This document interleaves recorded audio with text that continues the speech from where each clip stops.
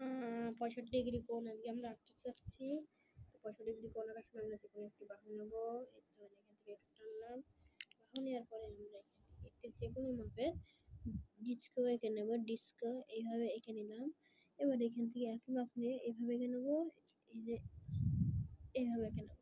এরপর এখানে বসিয়ে আমরা একদম এই বরাবর মাপ নেব। মাপ নিয়ে আমরা এখানে দিয়ে একটা ডিসকাউন্ট, এখানে দিয়ে একটা ডিসকাউন্ট, দুটো ডিসকাউন্ট দেওয়ার পর কি করবো দেখুন, আমরা এখানে মার্ক করে নিই A B C D E, discount করে নিলাম।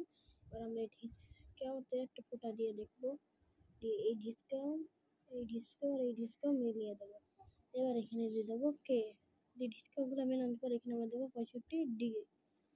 এবার আমরা অতএব দিয়ে এখানে কি দিতে যাই, অতএব দিয়ে এখানে আমরা দেবো যে কোণ এ এ ই ইকুয়াল টু 65 ডিগ্রি। এবার আমরা দেখবো সাহায্যে যে মিলেছে কিনা, মিললে আমাদের কোণ মেরে দেবে। তো দেখি আমরা মিলেছে কিনা, আমাদেরকে একটু ঘুরিয়ে দেখি। এবার এইখানে বসিয়ে দেখি যে মিলেছে কিনা, কি 60 ডিগ্রি হচ্ছে। কেন হচ্ছে 60 ডিগ্রি, এটার উত্তর আমি আপনাদের দিচ্ছি। এই যে 60 ডিগ্রি কিন্তু হচ্ছে না, এখানে যদি বসাই এই যে 60 ডিগ্রি, 65 ডিগ্রি শেষ। Like and